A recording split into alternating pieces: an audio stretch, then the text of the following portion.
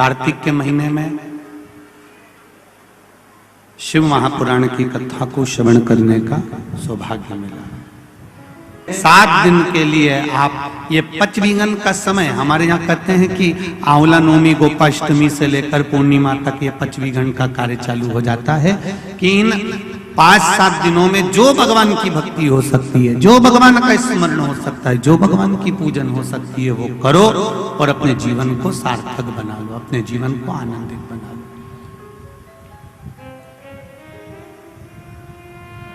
शिव पुराण वही की वही है, बस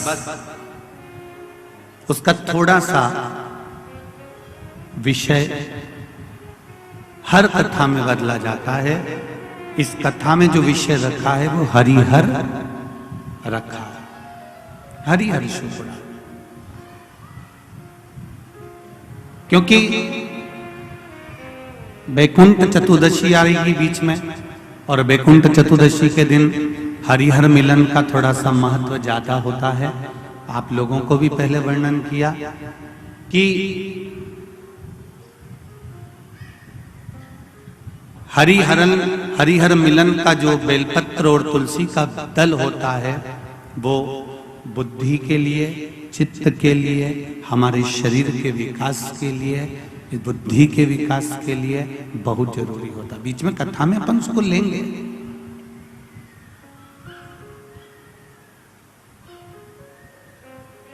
प्रयासरत रहेंगे उसके लिए।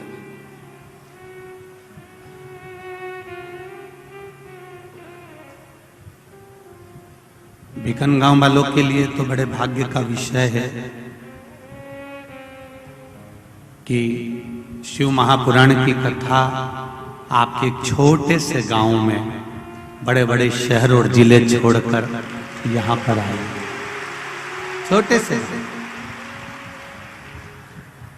पर ये शिव की कृपा बिना नहीं हो सकता। हम तो कहेंगे ये महिला मंडल कथा नहीं सुन रही और ना करा रही है, और ना सियोर वाला महाराज इसको बाच रहा है।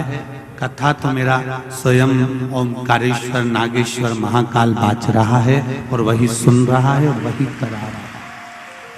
केवल अपनी तो एक निमित्तता है कि हम एक निमित्त हैं, निमित्त से ज्यादा अपन कुछ भी नहीं। शिव कृपा से ही ये सब कुछ हमें प्राप्त हो रहा है। जिस शिव महापुराण की कथा को आप श्रवण करने के लिए आए हैं बड़ी दूर दूर से, 7 दिन मन लगाकर, चित्त लगाकर इस कथा को श्रवण करिए। कथा मंडप में जितने भी संत, साधु, गुरुजन, ब्राह्मण जन, तपस्वी जन, मां नर्मदा जी की परिक्रमा वासी,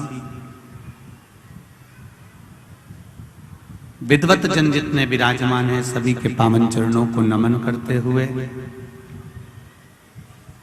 खंडवा के सांसद महोदय श्री ज्ञानेश्वर पाटिल जी, महापौर खंडवा, यहाँ पर अमृतमल यादव भी विराजमान हैं, यादव जी विराजमान हैं, और बड़े सांसद जी का बड़ा आत्मीय प्रेम है। खरगोन में भी कथा रही तो वहां पर मिलना हुआ था, और दूसरी बार आपसे यहाँ पर भी मिलना हुआ। ये तो स्वयं नागेश्वर शिव की कृपा है और आप लोगों का आत्मीय प्रेम है। मौका मिल रहा है कथा सुनने का, इसको गंवाना नहीं है।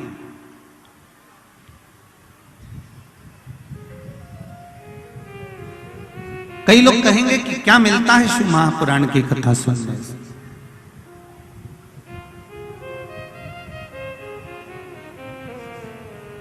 ये जितने यजमान परिवार यजमान बने हैं, कोई अभिषेक के यजमान बने हैं, कोई शिव महापुराण के यजमान बने हैं, 5-6 जितने भी बने हैं, या जितने अभिषेक के यजमान बने हैं, जितने भी रोज के बने हैं, ये शिव की कृपा समझना कि कहीं ना कहीं भोलेनाथ जी ने आपको पूरे बीकन गांव में से छाट कर निकाल लिया है अपनी सेवा के लिए। ये सेवा के हेतु निकाला, और उसकी कृपा बिना कुछ नहीं होता, इसलिए उसकी करुणा है, इसलिए प्राप्त हुआ। तेरी कृपा बिना न हिले एक भी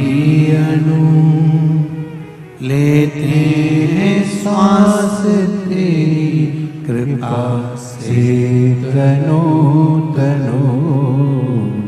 हे गंगाधार मुक्ति द्वार ओंकार तू, भोले ओंकार तू। आयो शरण बिहारी शंभो तार तार तू।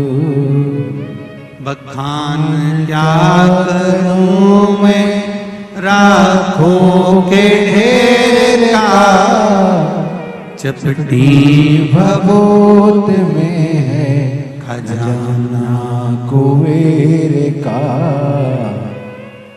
शिव कृपा से जो मिला है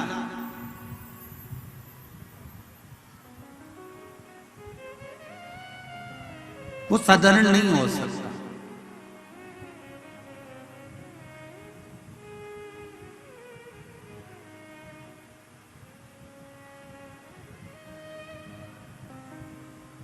गुजरात के मोरबी में जो पुल टूटने की घटना घटी और उसमें कई लोग शांत हुए, ये व्यासपीठ और भीखन गांव उन सभी को श्रद्धांजलि समर्पित करता है जिनके कईयों के घर पूर्ण की पूर्ण समाप्त हुए।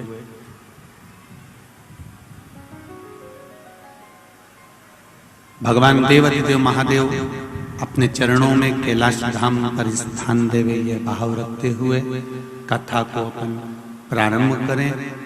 जिस शिव महापुराण की कथा को अपन सुनने के लिए बैठे हैं, यह कोई साधारण नहीं है। 24,000 श्लोकों का अपार समुद्र है।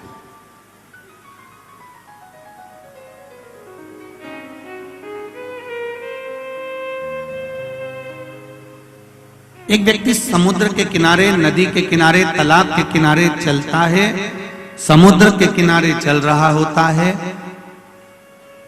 एक व्यक्ति वो होता है जो समुद्र के किनारे चल रहा है और समुद्र की लहरों से आनंद की अनुभूति कर रहा है।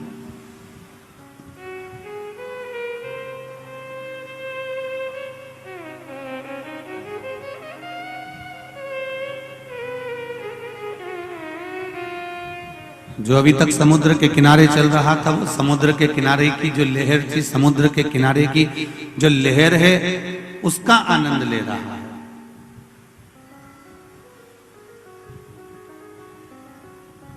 और समुद्र के किनारे घूमते घूमते घूमते घूमते कुछ समय के बाद फिर वो धीरे धीरे समुद्र के पानी में उतरा। अब समुद्र के पानी में उतरा तो उसको और आनंद आया। उसने अटखेलियां करी, बैठा रहा, पानी उछालने लगा, लहरों का आनंद लेने लगा। अब वो धीरे धीरे समुद्र की लहरों में तैरना सीख गया तो उसको और आनंद आने लगा।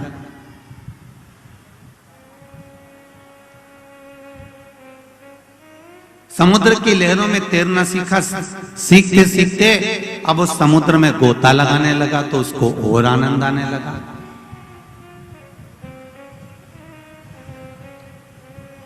और धीरे धीरे जब वो गोता लगाने लगा, कूद कर समुद्र के थाह में जाने लगा और वहां से मोती निकालकर सीप में से लाने लगा तो उसको आनंद की अनुभूति होने लगी। एक बात अपने जीवन में उतार कर रखना, श्रोताओं का एक अलग अलग भाव होता है। एक श्रोता वो होता है जो समुद्र के किनारे पर घूम रहा है, एक श्रोता वो होता है जो लहरों का आनंद ले रहा होता है, एक श्रोता वो होता है जो तैरना सीख गया होता है, एक श्रोता वो होता है जो गोता लगाना सीख गया होता है, एक श्रोता वो होता है जो बिल्कुल नीचे तक जाता है और मोती निकाल कर ले आता है। बस कथा के श्रोता भी उसी तरह होते हैं। कोई शिव महापुराण को बाहर से देख कर निकल जाता है, कोई शिव महापुराण को दूर खड़े होकर सुनकर निकल जाता है, कोई शिव महापुराण में सेवा कर कर निकल जाता है, और कोई 3 घंटे की शिव पुराण को पूरा सुनकर उसमें गोता लगाकर मोती निकालकर अपने घर तक ले जाता है। वो श्रोता ठीक।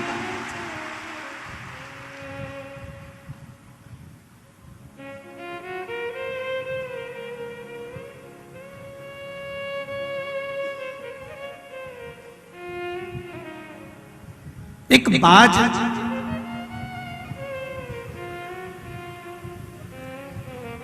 अपने लक्ष्य को पाना चाहता है और उन्नति की ओर बढ़ना चाहता है।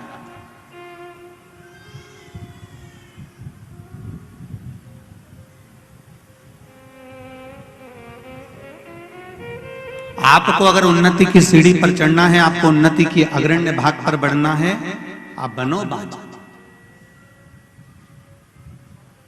बाज बनकर आप लक्ष्य निश्चित करिए, बाज बनकर आप उन्नति की ओर अग्रण्य होइए। आगे बढ़ने के लिए आप बाज बनिए, मना नहीं है।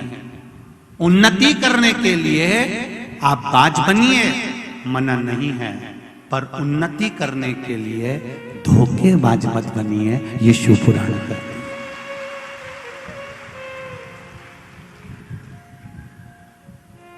आगे बढ़ने के लिए बाज बनो, आगे बढ़ने के लिए बाज बनो, उन्नति करने के लिए बाज बनो, ऊपर चढ़ने के लिए बाज बनो, पर धोखेबाज नहीं बनना। किसी को धोखा देकर आप उन्नति की सीढ़ी पर चढ़ भी जाओगे तो जिंदगी भर आपका हृदय आपको कचोटेगा।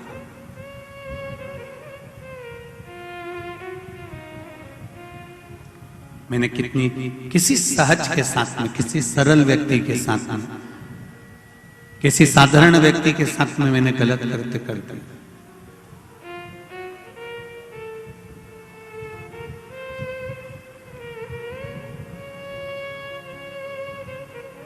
मनुष्य का शरीर है, मानव की देह है, चाहे आप हो, चाहे सियोर वाला महाराज हो, चाहे दुनिया का कोई व्यक्ति हो, मृत्यु लोक में अगर वो जन्मा है तो उसके जीवन में उसको दुख तो सहन करना ही पड़ेगा। कोई ऐसा नहीं है कि हम अलग से पैदा हुए कि ऊपर से कहीं टपक गया सियोर वाला महाराज हो, या कोई बहुत पहुंचा हुआ व्यक्ति ऊपर से टपका होगा। नहीं नहीं नहीं, मेरे राम जी का जन्म भी इसी भूमंडल पर हुआ है, पृथ्वी पर मेरे राम जी प्रकट हुए हैं। मेरे भगवान कृष्ण भी इसी पृथ्वी पर प्रकट हुए हैं। स्वामी विवेकानंद भी इसी पृथ्वी पर प्रकट हुए हैं। रामकृष्ण परमहंस भी इसी पृथ्वी पर प्रकट हुए हैं। मीरा, कर्मा, नामदेव, ध्रुव, प्रहलाद, चाहे वो धुनी वाले दादा क्यों ना हो, इसी पृथ्वी पर प्रकट हुए हैं। बस आपका स्वभाव, आपका विचार, आपकी दृढ़ता, आपकी दृष्टि कहां तक जा सकती है, आपको कहां तक पहुंचा सकती है, यह आपके ऊपर। कोई लोग कहते हैं कि शिव महापुराण में क्या रखा है, क्या मिलता है।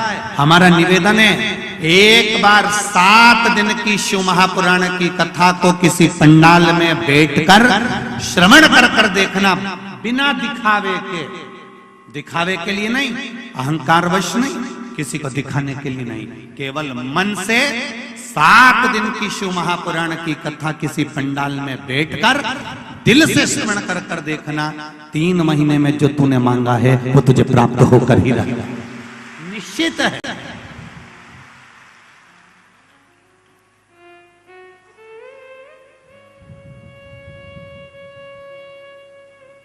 ये बिल्कुल निश्चित है।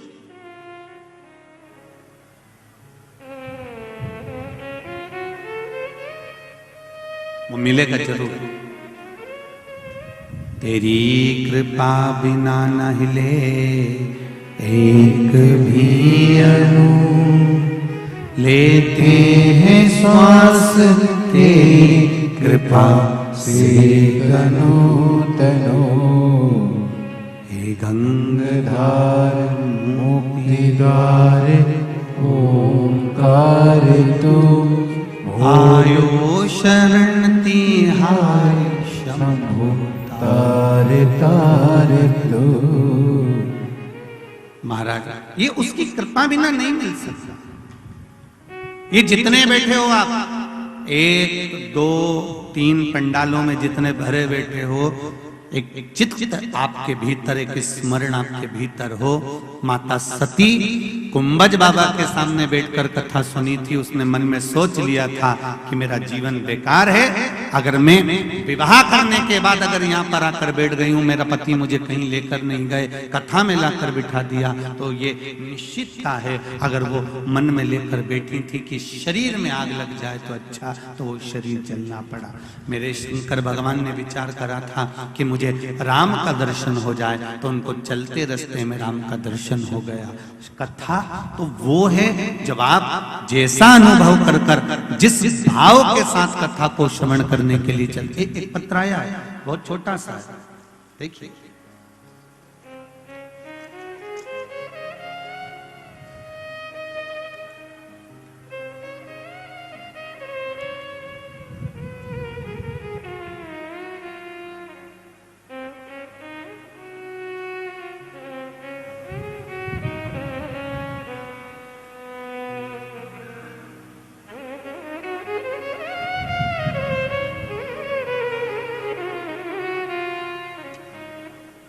रूप सिंह जी सोलंकी, विशाल नगर, खंडवा, मध्य प्रदेश से हैं। कहीं बैठे हो तो हाथ हिलाइएगा। आप ही हैं? श्री शिवाय नमस्ते। दोनों हाथ हिला दो। हर हर महादेव। मेरा नाम रूप सिंह सोलंकी, विशाल नगर, खंडवा का रहने वाला हूं। श्री शिवाय नमस्तुभ्यम। भगवान शिव की कृपा क्या होती है गुरु जी, मैं आज ही की बात आपको बताने के लिए मैंने छोटा सा पत्र लिखा। कागज नहीं था, दूसरे से मांग कर लिखा। मैं घर से निकला था भीकन गांव के लिए। मोटरसाइकिल से मेरा पर्स लालाखेड़ा गांव के पास में गिर गया तथा मैं भीकन गांव परिवार के साथ पंडाल में 10 बजे पहुंच गया था। इसी दौरान मेरे पास में फोन आया। मैं बस बैठा ही था और मेरे मन में आया कि मेरी जेब में पर्स गायब हो गया, लगा कोई ले गया। मुझे फोन आया कि आपका पर्स भीकन गांव के पास में ही गिर गया है लालाखेड़े में, और आप चिंता ना करिएगा, जहां भी हो आनंद से बैठिएगा। आप जब यहां से निकलेंगे आपका ये पर्स आपको प्राप्त हो जाएगा। रूप सिंह जी सोलंकी जी बैठिए। श्री शिवाय नमस्ते। इसमें लिखा आपने, शिव जी की कृपा कैसी होती है गुरुदेव, ये इस पत्र के माध्यम से कहना चाहूंगा। आज की दुनिया में अगर किसी को पर्स मिल जाए, पैसा मिल जाए, तो कौन होगा जो वापिस लौटा देगा? वो लौटाने वाला भी कहीं का भोलेनाथ ही होगा, शिव ही होगा, कोई दूसरा नहीं।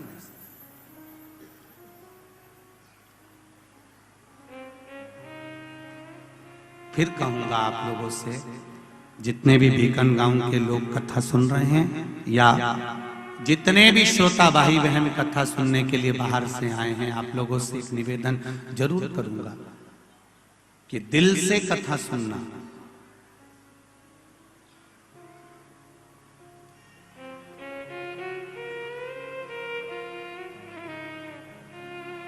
हमने एक बार कथा में कहा था, हैदराबाद की कथा में वर्णन किया था कि दिल्ली में ऑफिस रखो मना नहीं है। कहां पर? बोलो बोलो जरा जम के बोलो। दिल्ली में ऑफिस रखो मना नहीं है, पर हर एक व्यक्ति के दिल में घर रखो ये जरूरी है। दिल्ली में ऑफिस रहे तुम्हारा, वो मना नहीं है, पर हर एक के दिल में तुम्हारा घर होना चाहिए, प्रत्येक व्यक्ति के दिल।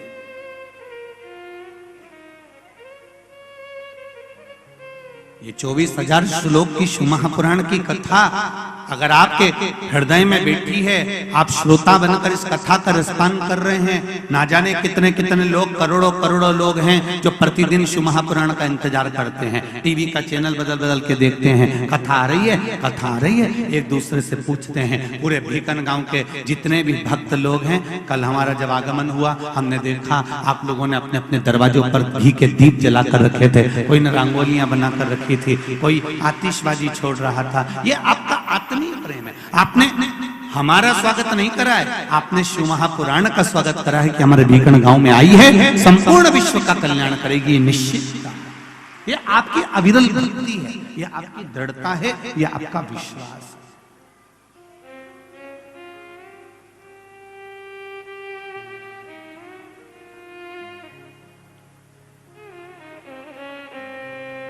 और क्या मिलेगा इस कथा के बाद में, ये तो मेरा ओघरदानी ही जाने।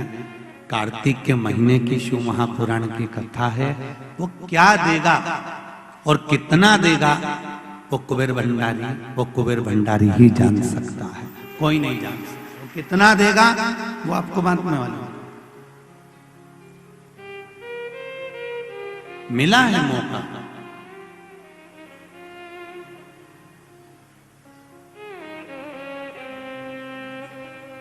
बस हृदय से सुनिए, दिल से सुनिए। बड़ा सुंदर एक संवाद शिव महापुराण में आता है।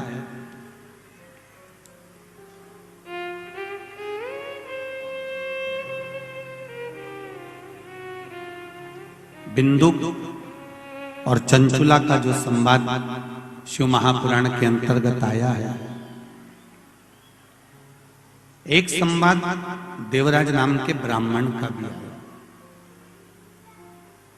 एक अंदाजा लगाइए अपनी जिंदगी में, आप लोगों ने भी टीवी पर शिव महापुराण की कथा सुनी होगी और श्रवण कर भी रहे हैं, तो एक अंदाजा लगा कर रखना।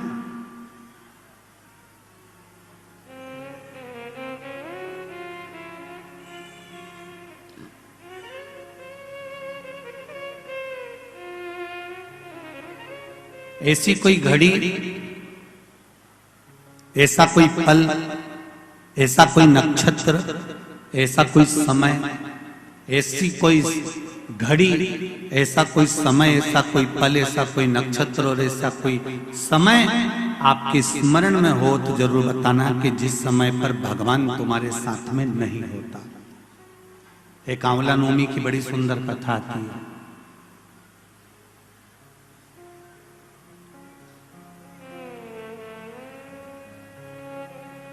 जिसको अक्षय नवमी भी कहते हैं। कब है? जम के बोलो जरा। कल। आज गोपाष्टमी है, कल आंवला नवमी है, और आप सबसे निवेदन करूंगा कि आंवला नवमी के दिन शाम के समय पर आंवले के वृक्ष के नीचे घी का दिया लगाकर कनक धारा स्तोत्र का पाठ अवश्य करें। नहीं आता हो तो मोबाइल पे उसको सुने, पर एक बार आंवला नवमी के दिन आंवले के वृक्ष के नीचे कनक धारा स्तोत्र का पाठ चाहे संस्कृत में चाहे हिंदी में करना चाहिए। उससे साल भर लक्ष्मी की कमी नहीं आती और आनंद का अनुभव करो। एक कितना सुंदर संवाद यहां पर लिखा हुआ है। देव उठनी एकादशी के दिन भगवान उठेंगे और देव उठनी एकादशी के दिन भगवान उठकर अपना कार्यभार भगवान शंकर जी से लेंगे। उससे पहले ऐसा नहीं है कि केवल देव उठनी एकादशी पर भगवान उठेंगे। आज जब आंवला नवमी का दिन आया और भगवान नारायण ने शयन करते करते अपनी करवट को थोड़ा सा बदला और बदलने के बाद भगवान की अर्ध निंद्रा हुई और नींद थोड़ी सी जागी, और जागने पर लक्ष्मी जी उनके चरणों के पास में विराजी थी और विराजते से ही लक्ष्मी जी ने भगवान विष्णु जी से निवेदन करा, मेरे मन का एक संशय है, मैं आपसे कहना चाहती हूं।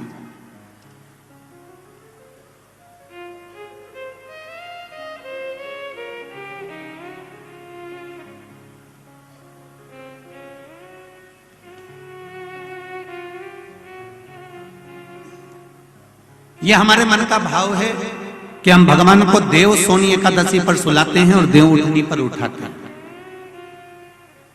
पर हमारी श्रीमद् भागवत कथा कहती है, शिव महापुराण की कथा कहती है, अग्नि पुराण, पद्म पुराण, नर्मदा पुराण हमको वर्णन करती है, एक क्षण की निंद्रा ब्रह्मा जी को आई थी और ब्रह्मा जी की झपकी एक क्षण की लगी थी और हाथ से वेद नीचे गिर गए थे।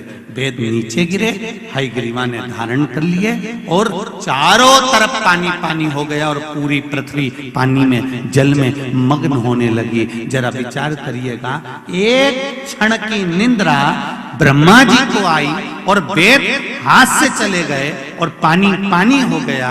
और हम कहते हैं कि देव सोनी एकादशी पर देवता सोते हैं और देव उठनी पर उठते हैं। अगर 4-6 महीने जम के अगर वो सो गया तो एक भी नहीं दिखेगा भीकण का,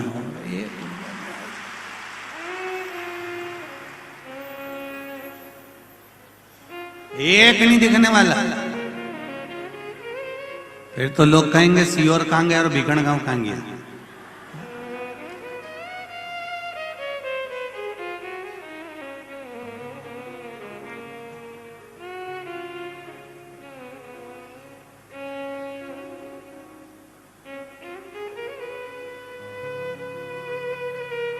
महाराज, ये सोने की तो भगवान की लीला, अगर सही तरीके से देखा जाए तो मेरा परमात्मा कभी नहीं सोता। वो तो हर पल, हर घड़ी, हर क्षण आपके लिए तत्पर बैठा रहता है। आपने आवाज लगाई और वो भागा। जैसे घर की मां, छोटा सा बच्चा पास में सो रहा है, पिताजी भरचक नींद में सो रहे हैं, भर्राटे घुर्राटे भरते।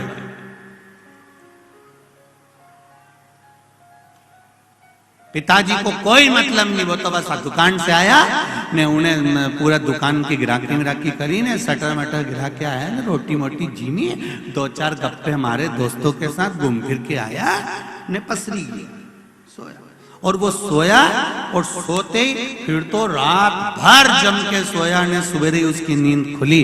पर घर की जो माँ होती है, घर की जो माता होती है, जिसके पास में छोटा सा बच्चा सो रहा होता है, उस माँ की नींद कैसे होती है। बस बच्चा, कोई माँ का बच्चा अगर इंजेक्शन लगवा कर आया है, कोई सुई लगवा कर आया है, कोई टीका लगवा कर आया है, तो माँ गोदी में ही रात भर लेटे लेटे बैठे बैठे निकाल देती है, उसकी नींद नहीं हो पाती। फिर सुबह तैयार होकर अपने काम में लग जाती है, उसके चेहरे पर सल नहीं आता। ये माँ।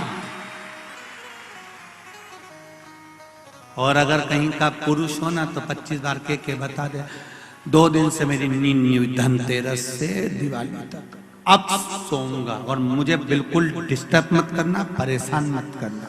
और यही बात जगदम्बा कह दे तो बोल दे, वो कह दे तुम तो दुकान पे बैठे रहे, एक ढिग, ये घर में ढिग लगाई है, चौक पूरा सफाई करी, तुम तो केवल दुकान पे बैठे थे। पर उससे पूछो, बेचारी है रानी बन के आई थी, मैंने नहीं बोला हो, मैं तो बोलू ही नहीं ऐसी बात।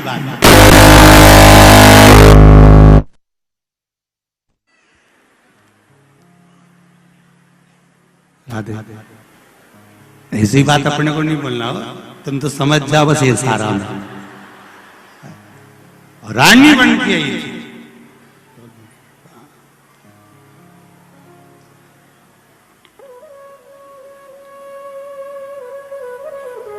करवा चौथ पे कितनी सुंदर तैयार हुई थी, और धनतेरस के 1 दिन पहले इसको देख लो, बस उतना में समझ जाओ।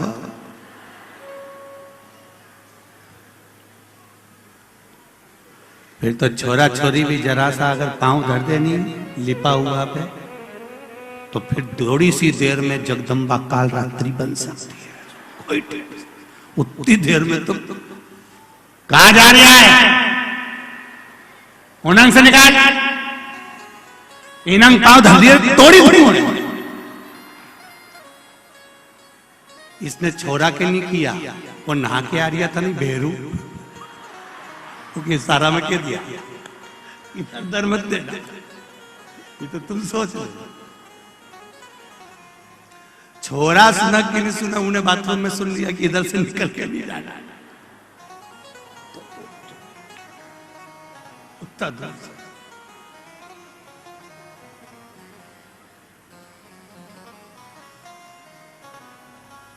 अब विचार करिएगा जरा कि कितना कितना भाव व्यक्त किया गया है, कितना आनंद का भाव सम्मुख में लाया गया। क्या नारी काम नहीं करती? करती है। क्या उसको थकान नहीं होती? होती है, तुमसे ज्यादा होती है। उसके बाद भी रात को 10-11 बजे तक सफाई कर कर फिर सोना, सवेरे फिर जल्दी उठना, फिर त्योहार का भोजन की तैयारी करना, फिर काम में लग जाना। बस घर की जो माँ होती है उसी तरह मेरा परमात्मा होता है, कभी नहीं सोता, वो जागता रहता है, वो परमात्मा।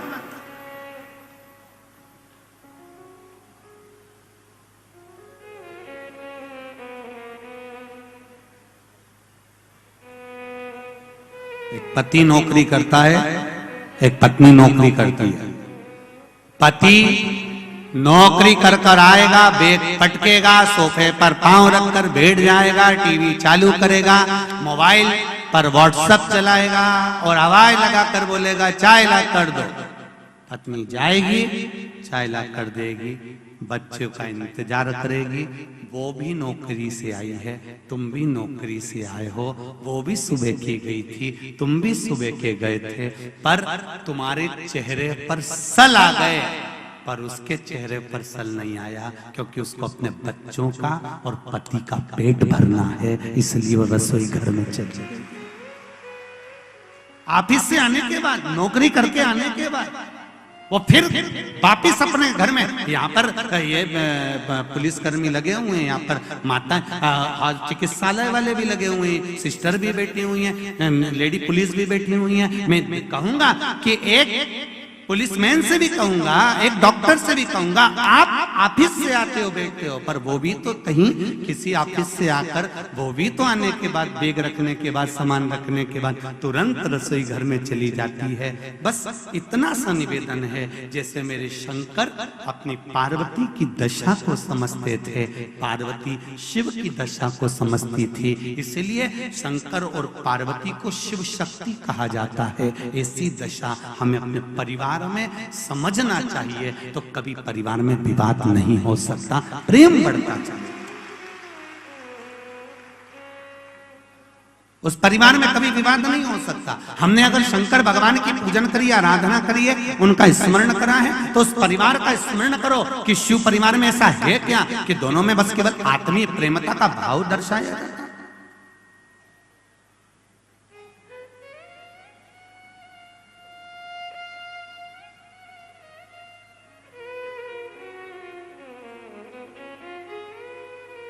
देवराज नाम का ब्राह्मण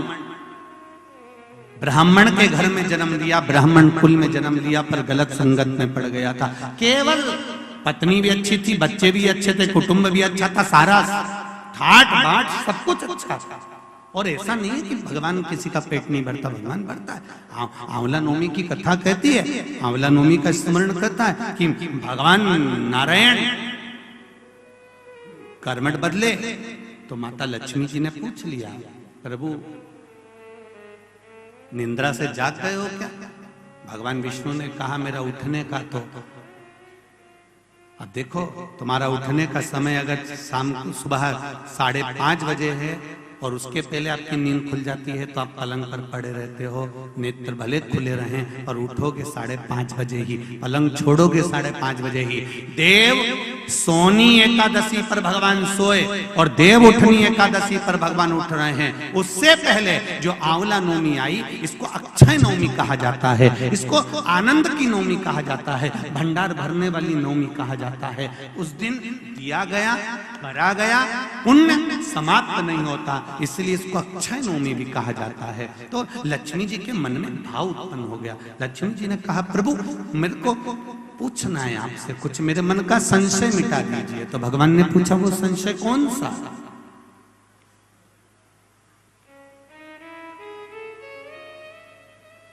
क्या संशय है आपका?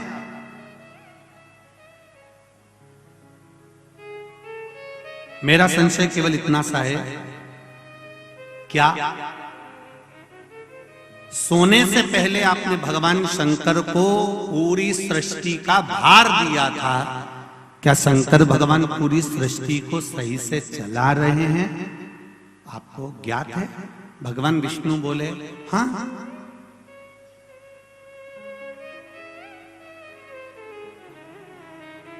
चला रहे। एक वो लाइन बड़ी सुंदर भाव में कहते, रचा है सृष्टि को जिस प्रभु ने, वही सृष्टि चला रहे हैं। जो पेड़ हमने लगाया पहले, जो पेड़ हमने लगाया पहले, उसी का फल अब हम पा रहे हैं। रचा है सृष्टि को जिस प्रभु ने, वही ये सृष्टि चला रहे हैं। मेरा संशय मिटा दो। भगवान ने कहा, कौन सा संशय? मुझे थोड़ी सी परीक्षा ली। अभी तक नारायण भगवान करवट लिए थे, आज नारायण भगवान सीधे होकर पूछ रहे हैं, परीक्षा आपको लेना है? हाँ। लक्ष्मी विचार कर लेना। माता सती ने परीक्षा ली थी, जलकर भस्म हो गई थी।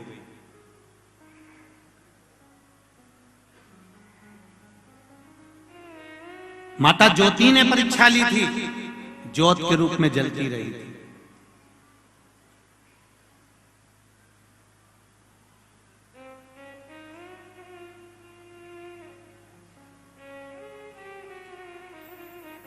परीक्षा लेने के लिए सूर्पणखा भी पहुंची थी, पूरा कुल डुबा कर बैठ गई थी।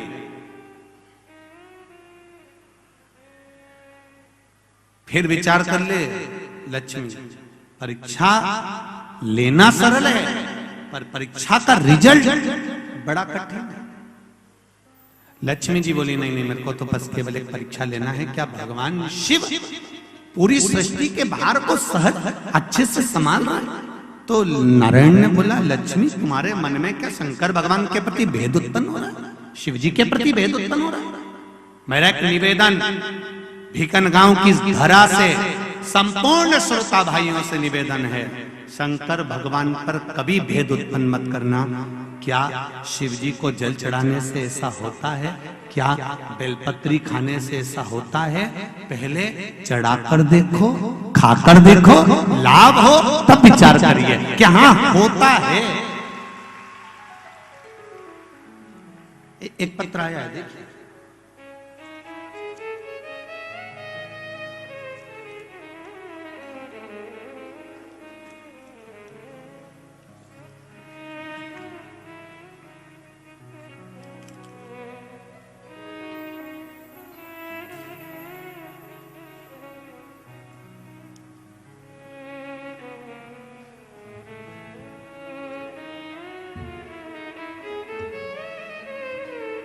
जिसने भी पत्र लिखा है, पत्र का ये भाव है, उसमें ठीक है, नाम का स्मरण नहीं है।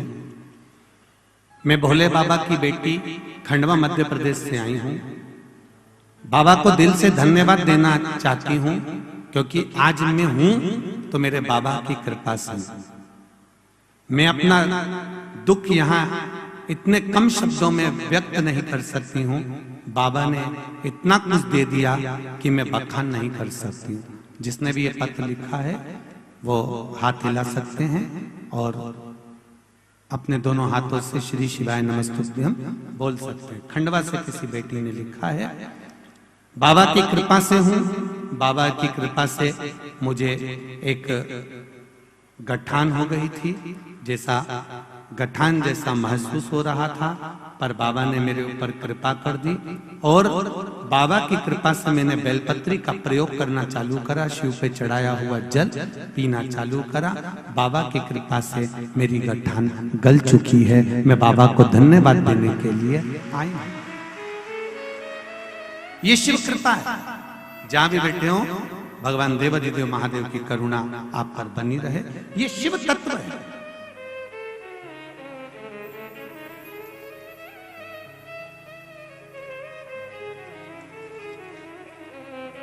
शिव की कृपा बिना नहीं हो सकता। पहले स्वयं कर देखो। लक्ष्मी जी ने भगवान शंकर पर थोड़ा सा संशय जताया, क्या सृष्टि का बाहर तत्व ठीक चल रहा है? क्या सृष्टि का ये क्रम ठीक चल रहा है?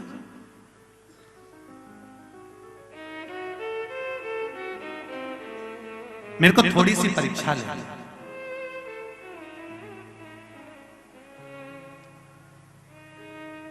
बहुत ध्यान दीजिएगा। शिव पुराण कहती है दुनिया की परीक्षा लो पर भगवान की नहीं।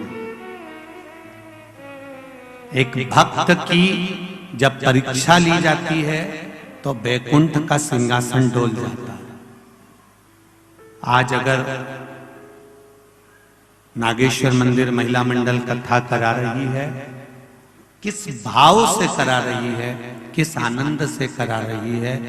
बस बन सके तो ये हाथों को आगे बढ़ाकर उनको सहयोग प्रदान करो, टांग अड़ाकर कार्य को रोकने का प्रयास न करो। शिव कथा कह रही है लेओ परीक्षा, मना नहीं है। भगवान विष्णु भी कह रहे हैं कि लक्ष्मी जी आपको अगर परीक्षा लेना है तो दूसरे की लोग कहां शिव जी की परीक्षा लेने जा रही है। नहीं नहीं नहीं, मुझे समझना है क्या सृष्टि का संचालन ठीक चल रहा है। तो भगवान ने कहा कि आपको अगर महसूस हो रहा है ऐसा कुछ तो आप कर लीजिए परीक्षा। क्या परीक्षा करना? तो लक्ष्मी जी बोली मेरे को शिव जी का निमंत्रण मिल रहा है। शंकर जी का निमंत्रण? हाँ। भोलेनाथ का निमंत्रण? हाँ। भगवान विष्णु ने कहा सुनो लक्ष्मी, एक बार कुबेर ने भगवान शंकर का निमंत्रण करा था तो शिवजी ने मना कर दिया था कि मैं निमंत्रण में नहीं जाता, बड़ी बड़ी पार्टियों को मैं अटेंड नहीं करता। मेरी बड़ी बड़ी पार्टियां मेरा छोटा बेटा गणेश अटेंड करता।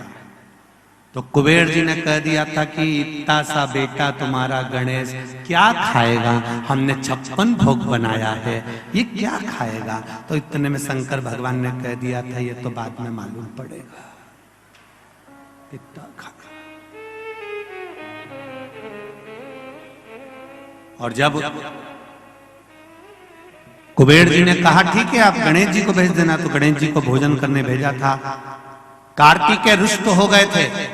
कार्तिकेय ने जाकर अपनी माता पार्वती जी से कह दिया था माँ घर का बड़ा बेटा मैं हूं, अगर पार्टी में भेजना है तो पहले मुझे भेजना था, पर पिताजी ने गणेश जी को भेज दिया।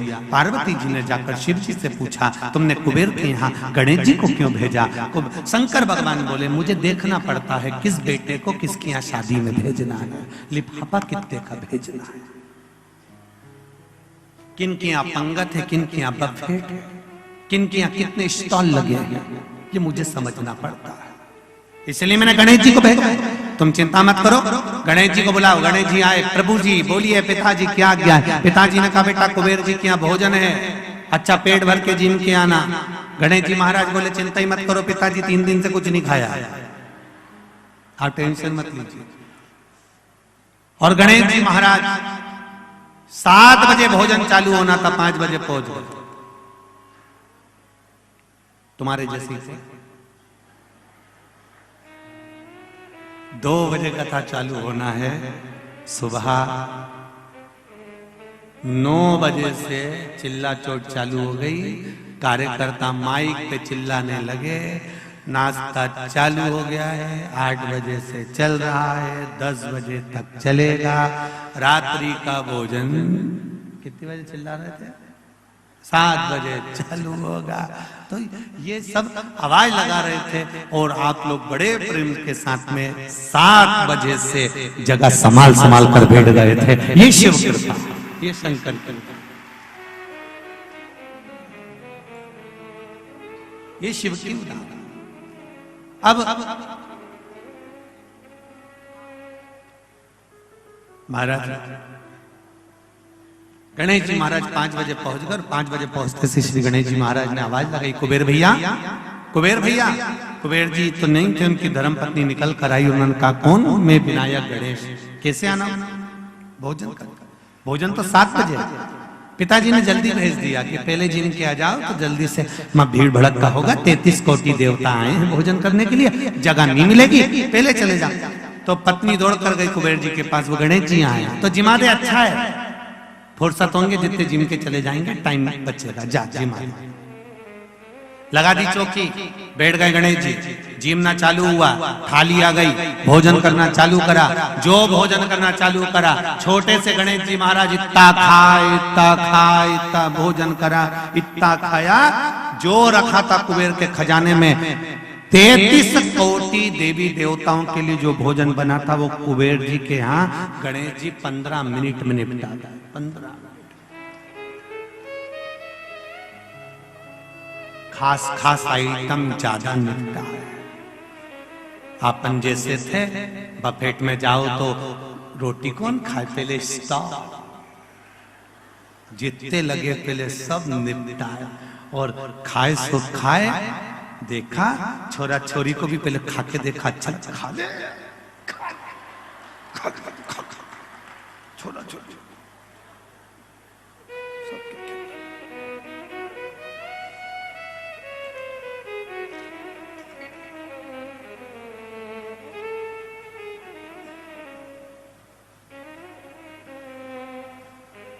अब गणेश जी ने खाया, इतना भोजन पाया, इतना भोजन पाया, सारा भंडारा खाली हो गया। कुबेर जी की पत्नी कुबेर जी के पास दौड़ कर गई, स्वामी स्वामी स्वामी करते हुए। कुबेर जी ने पूछा, क्यों घबरा रही है, क्या हुआ?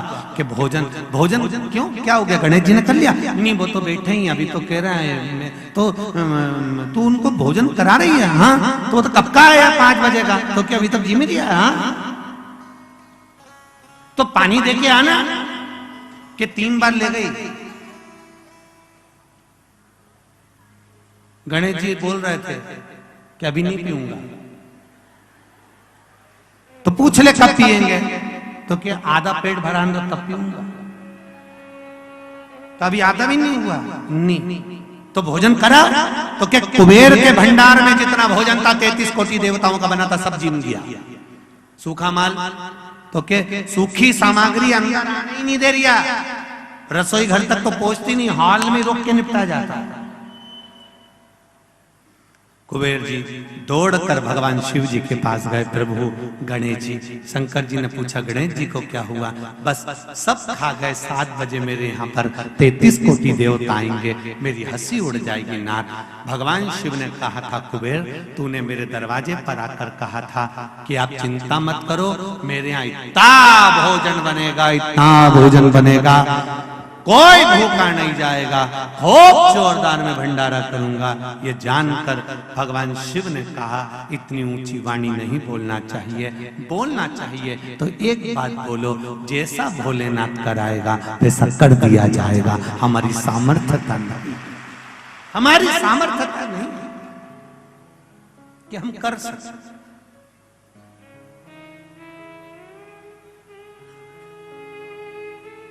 ये हमारी सामर्थ्यता नहीं है कि हम करें।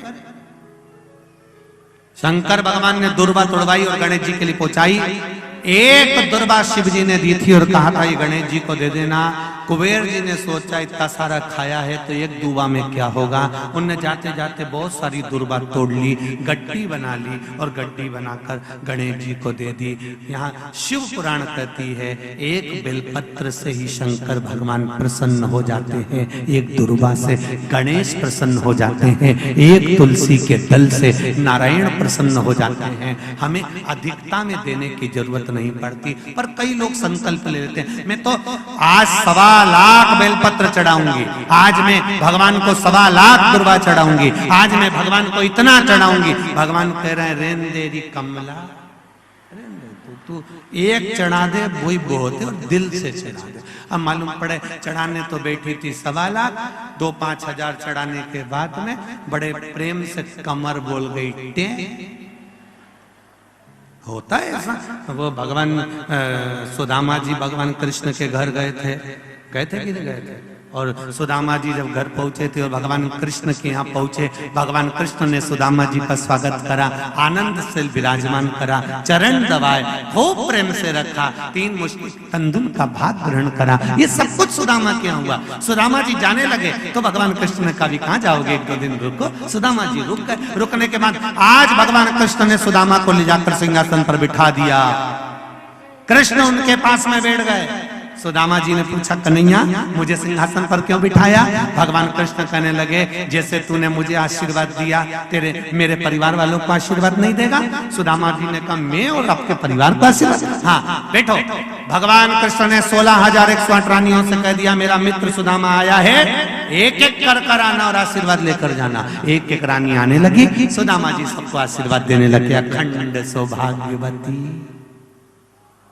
बोलो तो पूरा बोलो, पूरा बोलो जरा। आज गोपाष्टमी अच्छे से बोला। अखंड सौभाग्यवती भव, अखंड सौभाग्यवती। पूरा पूरा बोलो, साथ में बोलती रहो जरा।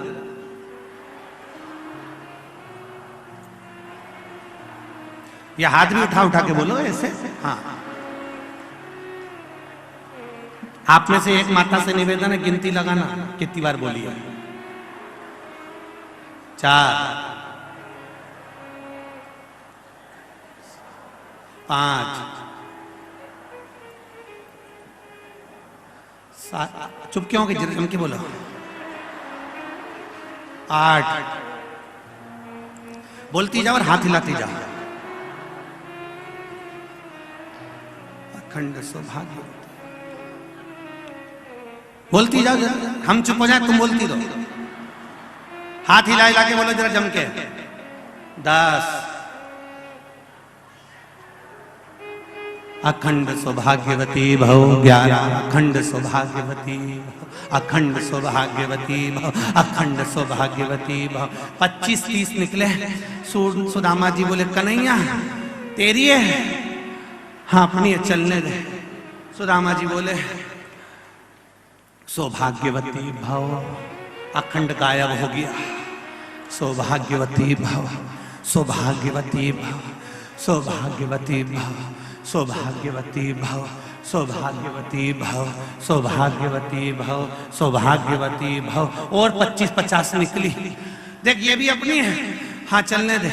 भव भव भव भव भव भव भव भव भव भव। सुदामा जी ने कृष्ण से पूछा ये भी तेरी है? हाँ। और चलने दे। हो हो हो हो। सुदामा जी कृष्ण से बोले इधर आ, एक बात सुन ले, मेरी तरफ से तेरे को आशीर्वाद दे देता हूं। अगर इन सबको आशीर्वाद देता रहा तो मेरी पत्नी को सौभाग्य का आशीर्वाद की जरूरत पड़ जाएगी। तेरे हाथ जोड़ू, मुझे मेरे घर छोड़ दिया। दादा इनको मैनेज कैसे करता होगा? तेरे हाथ, मुझे मेरे घर छोड़ दिया।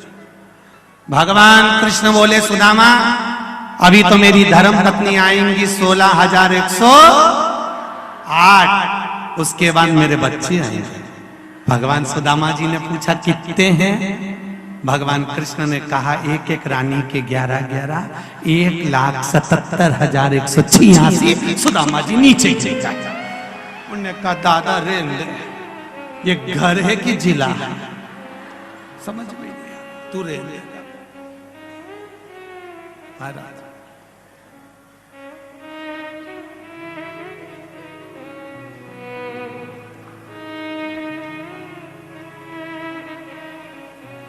क्या है ये शिव है, उसकी परीक्षा।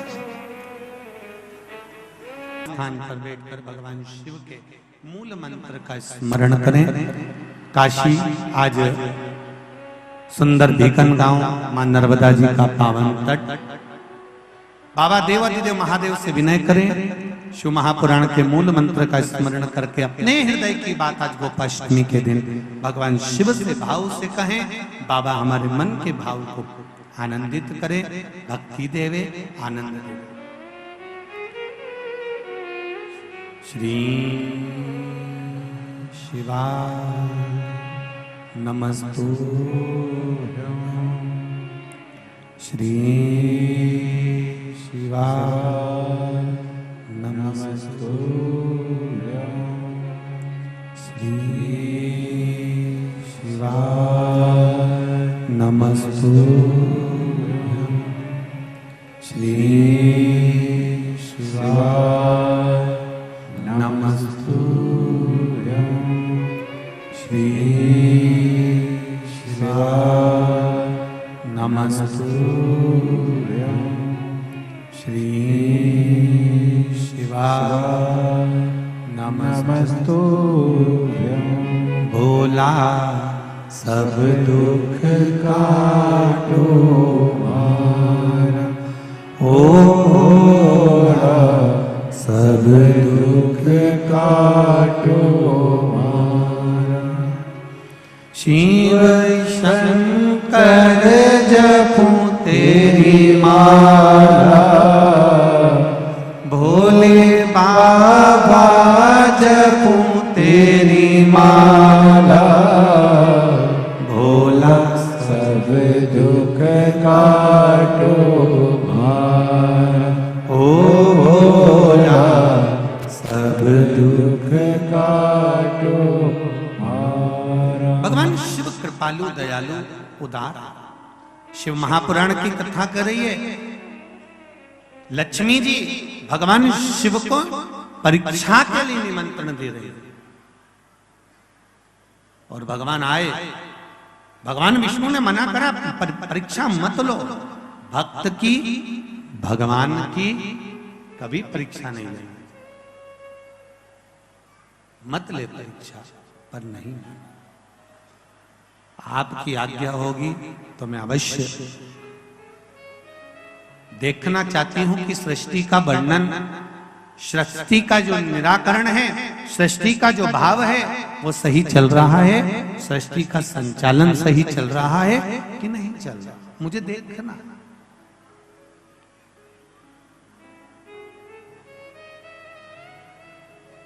बहुत ध्यान दीजिएगा।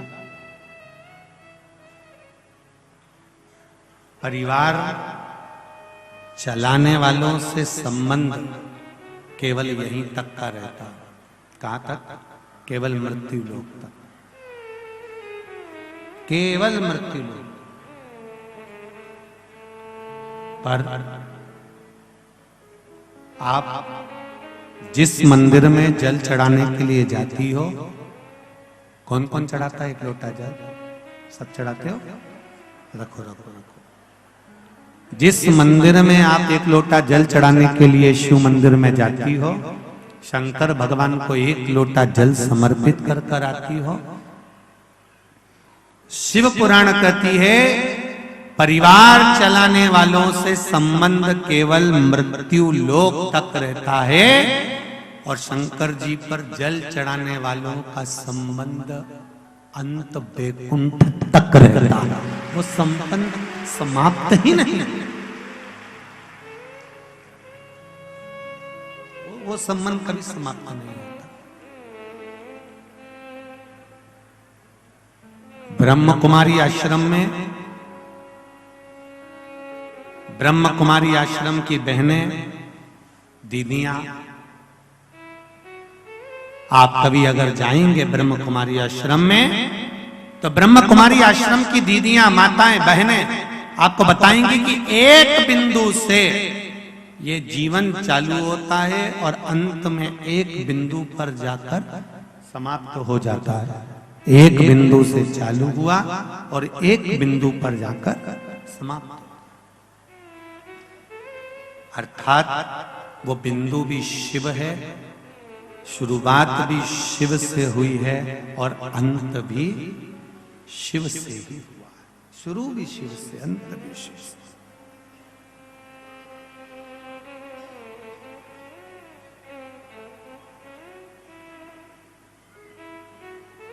कितना सुंदर कहा है।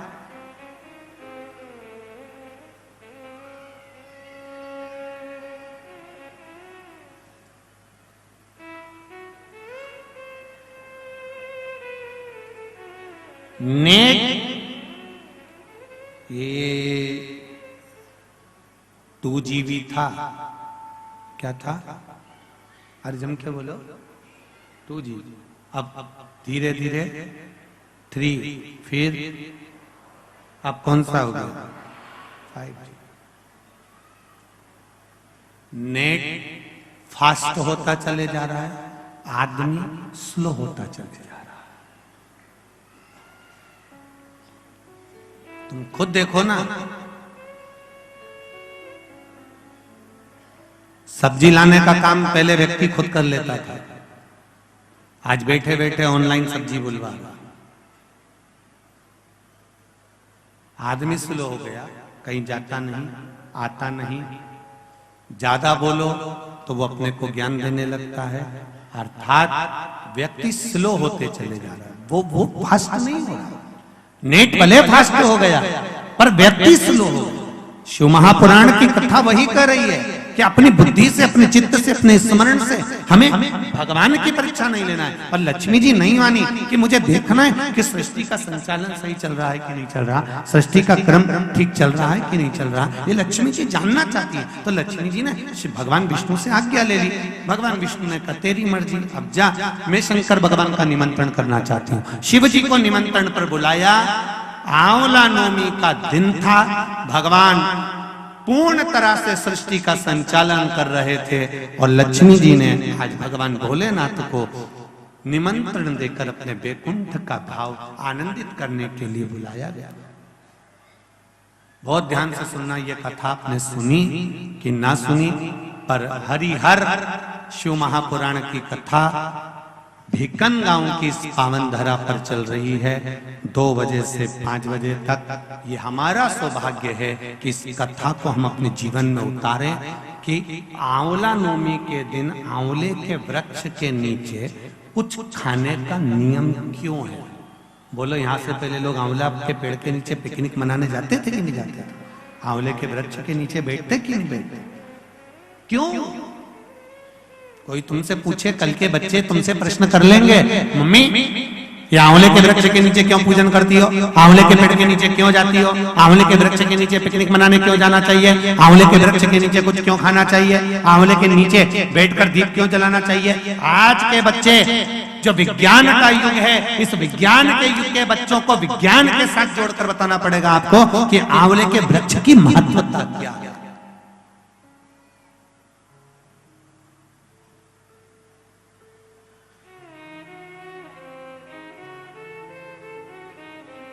हम कई बार कथा में कहते हैं, आपको अगर शिव महापुराण पर लगता हो कि सियोर वाले महाराज जी ने ये कथा कहाँ से बता दी, वो कथा कहाँ से बता दी, तो एक आध बार गीता प्रेस गोरखपुर की शिव पुराण लेकर आओ, एकांत में बैठो, 1-1, 2-2 घंटा अच्छे से पढ़ाई करो, उसका एक एक शब्द अपनी चित्त में, अपनी वृत्ति में, अपने जीवन में उतारो, एक एक शब्द उतारिए। पहले लोग नहीं जानते थे, लोगों ने बहुत कहा श्री शिवाय नमस्तुभ्यम कहां से आ गया, कोई ने नया मंत्र बना लिया, किसी ने नया मंत्र दे दिया, फिर लोगों ने शिव पुराण पढ़ी, विदेश्वर संहिता पढ़ी, उसमें से निकाला, फोटो खींचा, लोगों के समझ हाँ इसमें है। विरोध करने वालों को ये तो मालूम होता नहीं, वो तो एक ने किसी ने भेज दिया, उनने इधर से फॉरवर्ड करा, उधर भेज दिया, उधर से उठाया, उधर भेज दिया, उन्होंने पढ़ा तो ही नहीं। फिर किसी ने कहा काली मिर्ची का तो कहीं लिखा ही नहीं है, फिर किसी ने काली मिर्ची का पढ़ा, फोटो खींचा, तब इनको नहीं तो काली मिर्ची काली मिर्ची काली मिर्ची दुनिया में चल। जब तक पढ़ोगे नहीं तब तक ज्ञात होगा नहीं, और जब तक ज्ञात नहीं होगा तब तक लोग शिव महापुराण का कोई उपाय होगा, कोई व्यवस्थित बताया गया होगा तो लोगों को लगेगा ये फालतू की बात है, ये कोई होता है क्या, ऐसा होता है क्या, और वो होता है। ये पत्र लिखा, ये बच्चे का फोटो भी लगाया और ये पत्र भी लिखा। ये कोई श्रीमती ज्योति गजरात सोलंकी लुहेरा खुर्द खलघाट से आई हैं, कहीं बैठी हो तो हाथ हिलाइएगा। आप दोनों ही हैं, श्री शिवाय नमस्तुभ्यम, दोनों हाथ ऐसे कर कर एक बार हिला दीजिए, हर हर महादेव।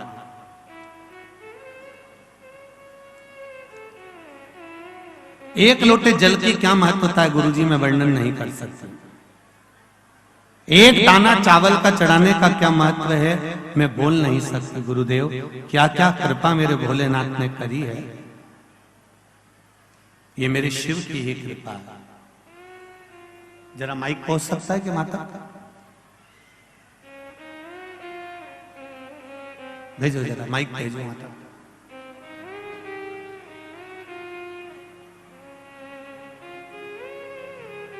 आपने लिखा है दीदी, मैम श्रीमती ज्योति गजरात सोलंकी लोहेरा खुर्द खलघाट से आई हूं, मेरा मोबाइल नंबर ये है।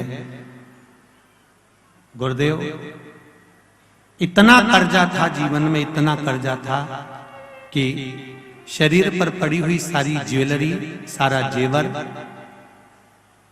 बैंक में रख दिया गया था गिरवे। सबसे मदद मांगी पर कोई ने साथ नहीं दिया गुरुदेव।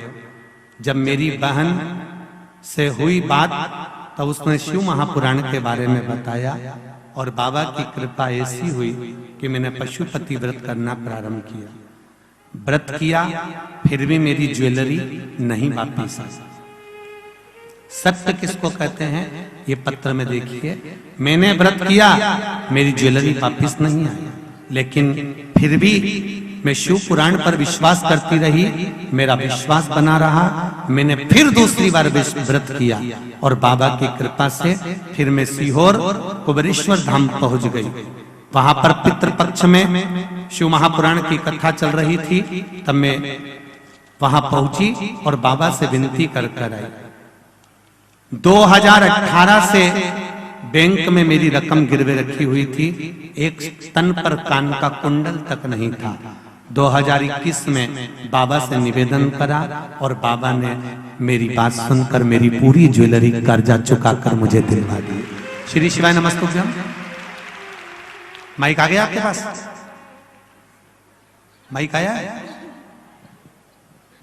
माइक पर बोलिए श्री शिवाय नमस्तुभ्यम। श्री शिवाय नमस्तुभ्यम गुरुजी। पहले तो रोइए मत, रोइए मत। अब तो बाबा ने हाथ पकड़ लिया, आपने पत्र में लिखा है, फिर काय को रोना? बाबा पर पिसा। कहाँ से आई हो? मैं लुनेरा खुर्द से खलघाट के पास। क्या नाम है आपका? ज्योति जी सोलंकी। बाबा ने कृपा करी? हाँ गुरुजी बहुत कृपा करी, मेरे पास बताने के लिए शब्द नहीं है, बहुत कृपा करी उन्होंने मेरे को। बस बाबा की यही कृपा बनी रहे। आपने लिखा है कि आपका पूरा जेवर बैंक में पड़ा हुआ था। हाँ गुरुजी 3 साल से बैंक में ही था।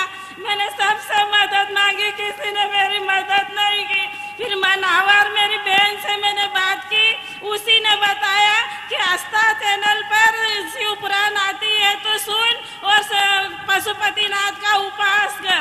फिर मैंने सुनी और पशुपतिनाथ का उपास किया, 5 व्रत किया, मेरा काम नहीं हुआ।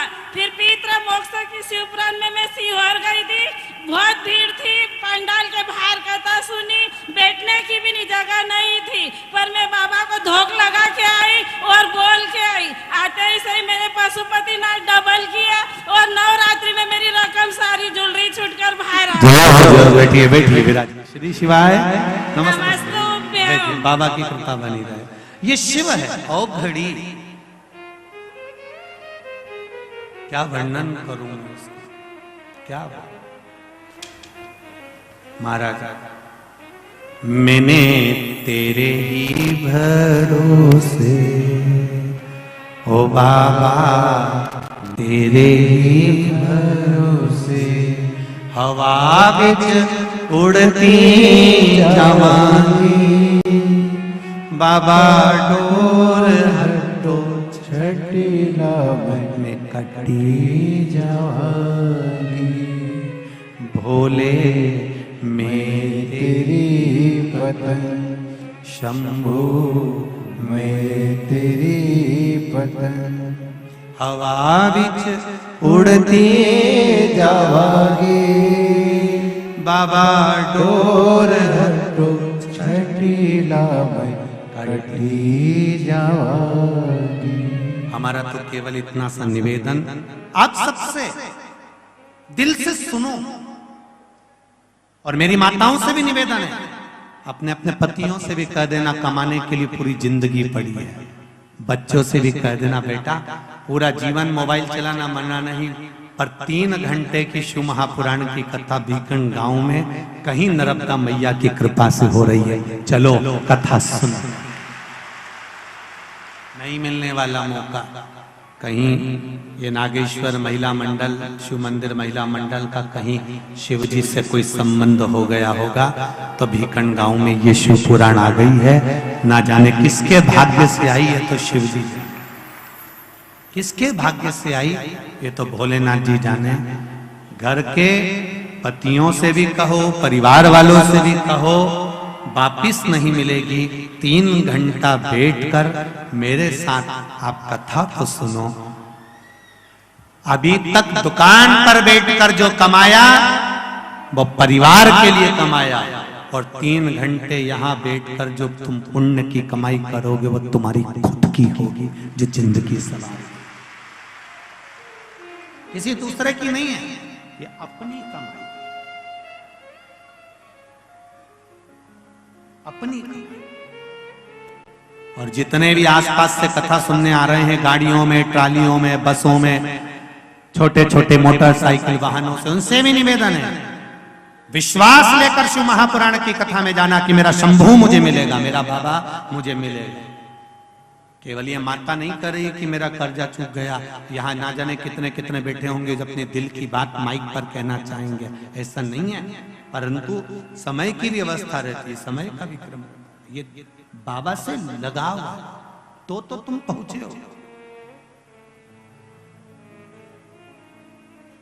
शिव कथा का महाराज लक्ष्मी जी ने भगवान भोलेनाथ जी को कार्तिक का महीना, आंवला नवमी, अक्षय नवमी का दिन भोजन का निमंत्रण दिया।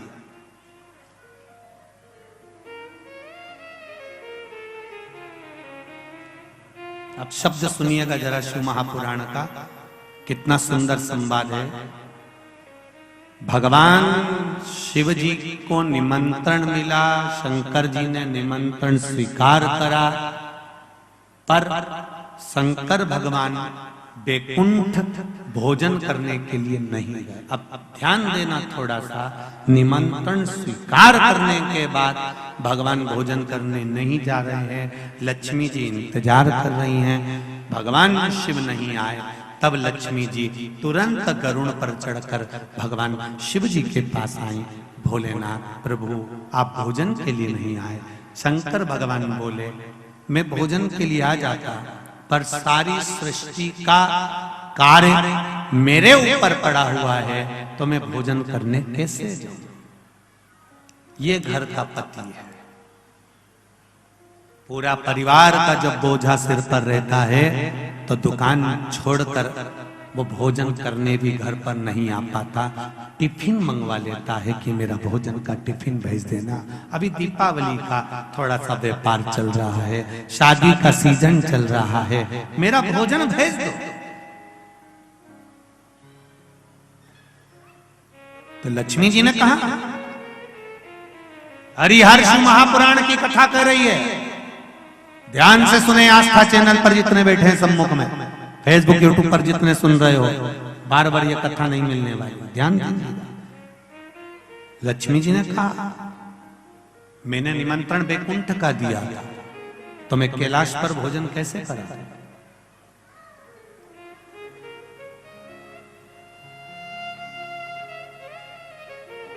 निमंत्रण बैकुंठ का है तो फिर मैं कैलाश पर भोजन कैसे कराऊं? कैलाश पर भोजन कैसे कराया जाए? शंकर भगवान ने उसी समय पर ब्रह्मदेव को बुलाया और ब्रह्मा जी को बुलाकर कहा, ब्रह्मदेव आपकी लेखनी में बताया जाए, आपकी लेखनी में, आपके पुराणों में, आपके वेदों में और आपके शास्त्रों में बताया जाए कि अगर जीव बैकुंठ तक नहीं जा सकता तो बैकुंठ पृथ्वी पर कैसे आ सकता है? ब्रह्मदेव ने कहा जिस जगह पर आंवले का वृक्ष होता है उस आंवले के नीचे बैकुंठ का निवास होता है, इसलिए भोजन आंवले के वृक्ष के नीचे करना।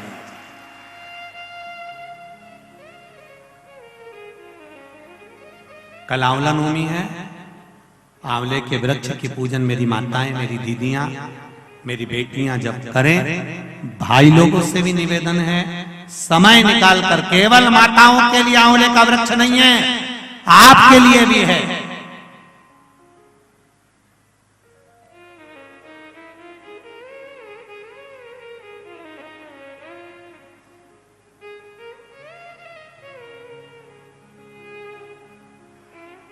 और मेरी माताओं से एक निवेदन, आंवले के वृक्ष के नीचे पूजन करने जाओ, और पत्ती भी अगर पड़ी हुई है तो उसको भी थोड़ा सा उठा कर लिया ना।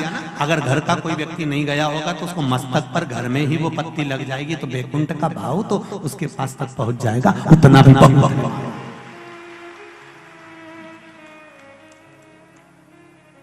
हमने मारवाड़ में देखा है कि आंवले के वृक्ष की पूजन करते समय माताएं आंवले की छाल का भी स्मरण करती है, अपनी चीटी उंगली अंगुष्ठ से मारवाड़ी माताएं उसको भी अपने पल्लू में लेकर आती है, दीप प्रज्वलन करती है, उसको अलमारी में लाल वस्त्र के अंतर्गत तिजोरी में रखती है। क्यों? क्योंकि वो बैकुंठ का एक हिस्सा, बैकुंठ का एक भाव।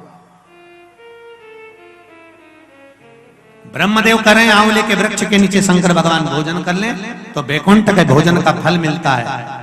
बैकुंठ के भोजन का फल, हाँ, लक्ष्मी जी ने उसी समय पर आंवले के वृक्ष के नीचे भोजन की व्यवस्था करी। शंकर भगवान भोजन करने के लिए बैठे, जैसे ही माता लक्ष्मी ने भोजन लगाया है, शंकर भगवान ने एक ग्रास भोजन को लिया, पाया और उठकर शंकर भगवान चले गए। थोड़ी देर बाद वापिस लौट कर आ गए, बैठ गए। पूछा महारानी ने, माता लक्ष्मी ने, मेरे शंभु, मेरे बाबा, मेरे भोलेनाथ, मेरे प्रभु कहाँ चले गए थे आप भोजन की थाली को छोड़कर? तब शिव जी कहते हैं कोई 4 संत भूखे रह गए थे, उनको भोजन कराने चला गया था।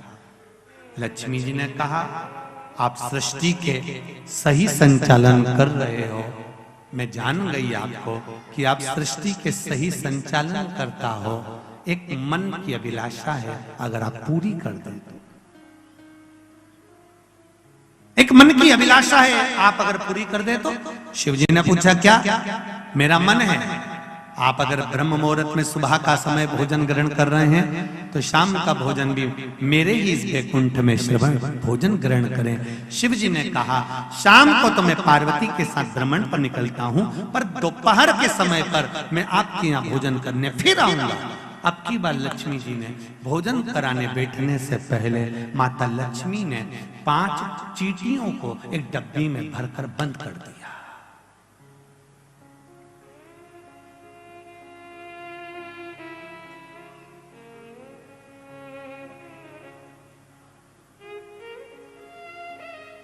पांच चींटियों को माता लक्ष्मी जी ने डब्बी में बंद कर दिया, भरकर बंद करा।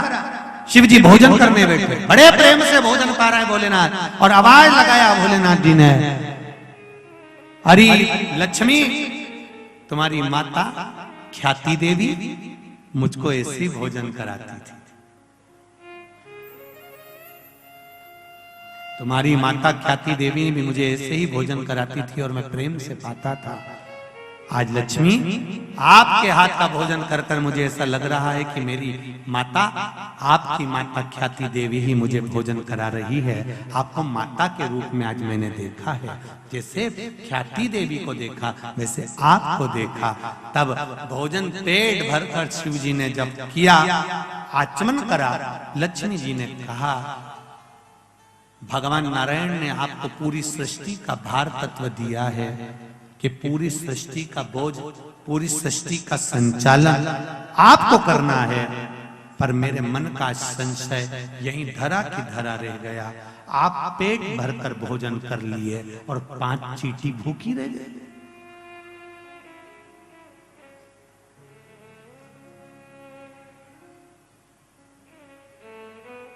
पांच चींटियां भूखी है। शिव जी मुस्कुराकर बोले, अरियो लक्ष्मी, कौन कहता है कि 5 चींटी भूखी है? कहां है चींटियां? लक्ष्मी जी कहती है, डब्बी में मैंने चींटी बंद कर रखी। 5 चींटियां भूखी है और आपने भोजन किया। जब भगवान विष्णु ने अपनी सृष्टि का भार आपको दिया था तो बिना उनको भोजन कराया आपने भोजन कैसे कर लिया? देवाधिदेव महादेव शंकर भगवान कहते हैं, लक्ष्मी, किसी पर आक्षेप लगाने से पहले, उंगली उठाने से पहले ये 3 उंगलियां अपनी ओर जाती हैं कि अपने अंदर झांक कर देखो कि तुम कैसे हो। पहले विचार करो, फिर उंगली उठाओ। लक्ष्मी जी, पहले डब्बी में जो चींटियां हैं उनसे पूछो, उनने भोजन किया कि नहीं किया? मैंने तो सुबह से चींटियों को बंद कर कर रखा है, भोजन कहां से कर लेंगे? डब्बी खोली, चींटी के मुख में चावल का छोटा सा भाग फंसा हुआ था। लक्ष्मी जी की आंख से जल बहने लगा। भोलेनाथ, इनके मुख में चावल कहां से आ गया? शिव जी ने कहा, लक्ष्मी, तू जब चींटियों को बंद कर रही थी ना, तो तुझे दोष ना लगे, इसलिए तूने चींटियों के चरण को धोख लगाया था कि मेरे साथ परीक्षा में तुम शामिल हो जाओ, मेरे साथ थोड़ी देर के लिए तुम डब्बी में बंद हो जाओ। माना तुमको कष्ट होगा, इसलिए मैं सिर झुकाकर तुमको नम्र करती हूँ, क्षमा मांगती हूँ। जब तू क्षमा मांग रही थी, तेरे कुंकू में जो चावल फंसा था, क्षमा मांगते समय डब्बी में गिर गया था। वो चावल चींटियों ने ग्रहण करा। वो अक्षत, वो चावल चींटियों ने ग्रहण किया।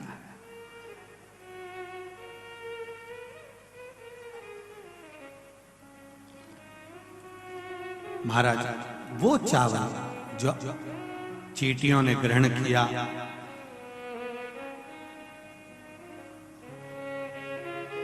बस चींटियों का भोजन पहले हुआ है। लक्ष्मी जी की आंख से जल बह रहा है और रो रही है। फिर निवेदन करूंगा, किसी पर उंगली उठाने से पहले, किसी को अपशब्द कहने से पहले, किसी को ताना देने से पहले, किसी को आड़ा टेढ़ा बोलने से पहले, अपने मोबाइल पर, फेसबुक पर, यूट्यूब पर किसी ने कुछ लिख दिया, किसी के लिए उस पर कमेंट्स करने से पहले 50 बार सोचो, समझो कि बात सही है कि गलत है।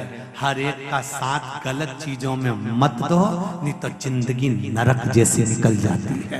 पूरा जीवन समझ उसको कर बैठ कर भगवान शिव से मन से, हृदय से, चित्त से, भाव से निवेदन करें, भाव भक्ति से भगवान से प्रार्थना करें। मूल मंत्र का स्मरण भगवान को अपने हृदय की बात कहकर भाव से करें। श्री नमस्तु श्री शिवाय नमस्तु श्री शिवाय नमस्तु श्री शिवाय नमस्तुभ्यं श्री शिवाय नमस्तुभ्यं। भोला सब दुख काटो मारा, ओ भोला सब दुख काटो मारा। शिव शंकर जपूं तेरी माला, भोले बाबा जपूं तेरी माला। भोला सब दुख काटो मारा, ओ भोला सब दुख काटो मारा। भगवान शिव से प्रार्थना करी है लक्ष्मी जी ने कि मुझसे गलती हो गई बाबा, क्षमा चाहती हूँ, मैंने थोड़ा सा गलत सोच लिया, विचार कर लिया, आप क्षमा करें मुझको। शंकर भगवान ने कहा लक्ष्मी जी क्षमा मत मांगो, एक काम कर दीजिए। क्या? बस एक कार्य चाहिए। अक्षय नवमी आंवला नवमी के दिन जो आंवले के वृक्ष के नीचे दीप दान करेगा शाम के समय पर संध्या काल के अंतर्गत, तो उसके घर में कभी संपदा की कमी ना हो। लक्ष्मी जी ने कहा प्रभु आपकी आज्ञा, मैं स्वीकार करता, मैं स्वीकार करता।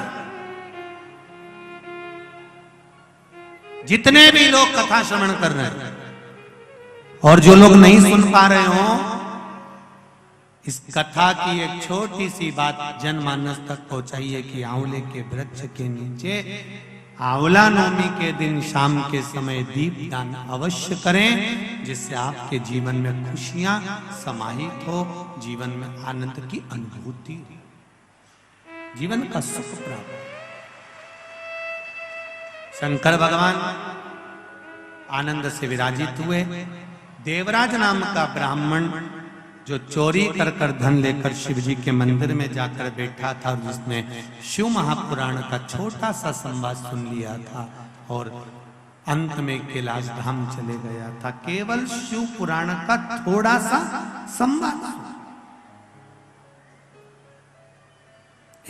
एक माता ने लिखा है, श्रीमती दमयंती बघेल, कृष्ण सरोवर कॉलोनी खंडवा से आई है।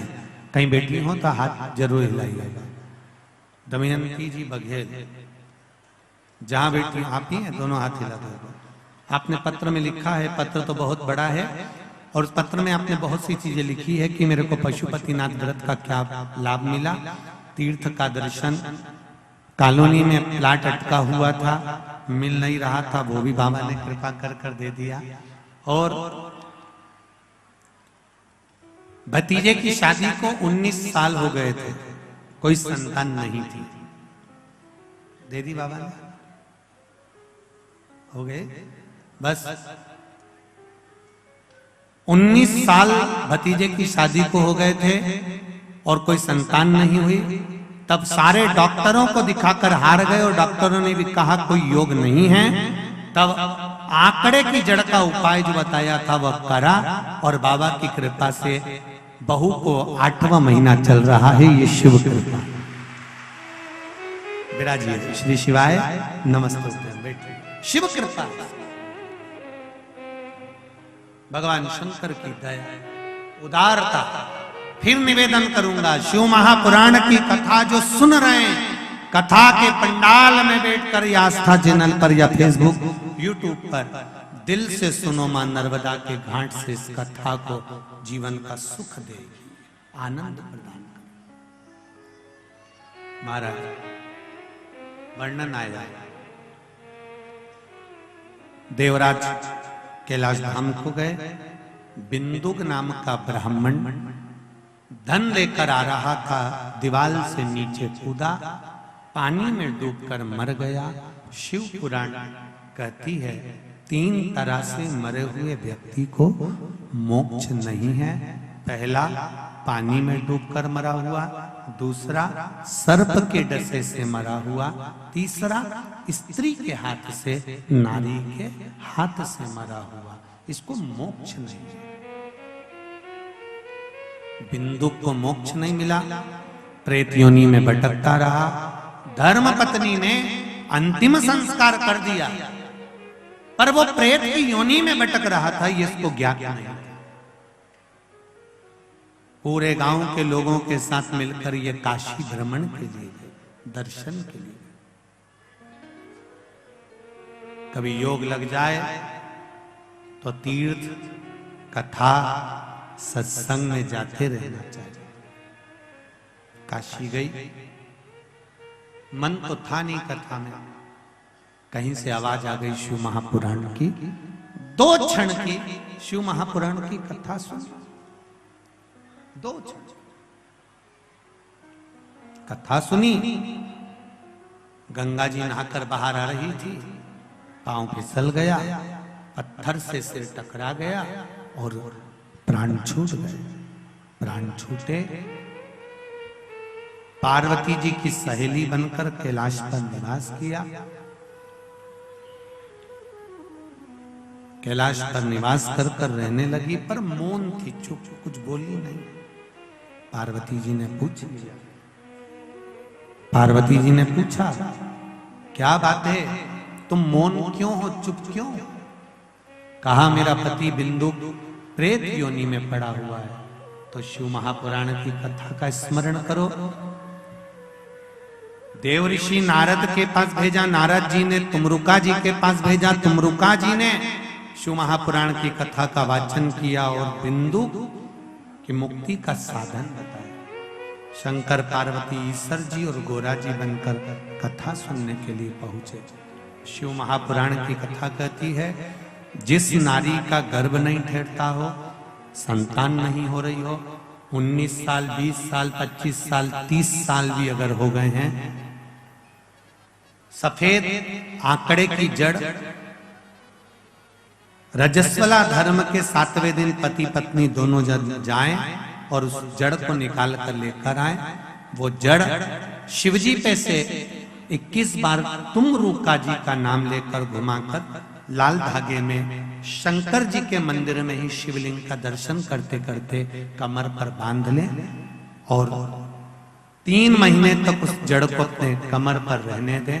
भगवान शिव से प्रार्थना करें, शंकर भगवान का स्मरण करें, शिव भक्ति का रस तत्व ग्रहण करें और बाबा से विनय करें। बाबा चाहेगा तो अवश्य 3 माह के अंतर्गत गर्भ अवश्य ठहरेगा, पर विश्वास हो तो करो। मानो तो गंगा माहू, ना मानो तो बहता तुमरुका जी के नाम का। कितना फर्क पड़ता है तुमरुका जी के नाम का। एक पत्र में कहा, एक माता जी ने लिखा है कि गुरुदेव,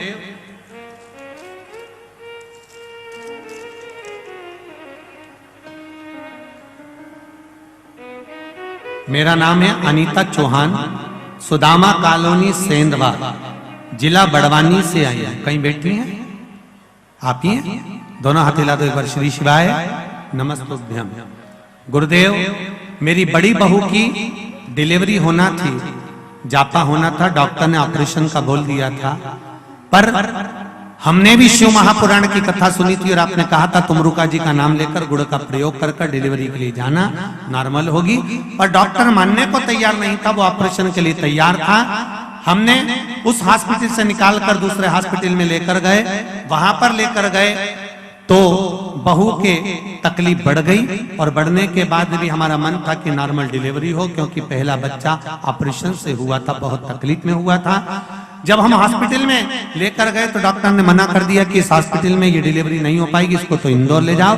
हम बड़वानी से इंदौर लेकर गए, बीच मार्ग में बाबा देवाधिदेव महादेव की कृपा हुई और शिव जी का नाम लेते रहे और एम्बुलेंस में ही नॉर्मल डिलीवरी बाबा की कृपा से हुई। ये शिव कृपा। बैठिए बहन। श्री शिवाय नमस्तुभ्यं। शिव तत्व को पहचान, भगवान शंकर को जान, भगवान तुमरुका जी के नाम का स्मरण हुआ। एक निवेदन कहेंगे, यदि जीवन में बच्चे भी अगर चिड़चिड़े होते हैं या क्रोध आता है या चिड़चिड़ापन रहता है या तकलीफ में रहता है, तो तुमरुका जी का नाम लेकर अगर शिव जी पर जल भी चढ़ाया जाए और उस जल का आचमन भी किया जाए तो घर में शांति का अनुभव। बच्चे अगर गलत मार्ग पर जा रहे हैं तो सही मार्ग की ओर जाना प्रारंभ हो जाते हैं। तुमरुका जी का नाम कोई साधारण नहीं है, ये वो नाम है जो भगवान के चरणारविंद का रस तत्व प्रदान करता है। भगवान शिव और पार्वती जी ईश्वर जी गोरा जी बनकर पधारे हैं, जोरदार ताली बजाकर स्वागत करें।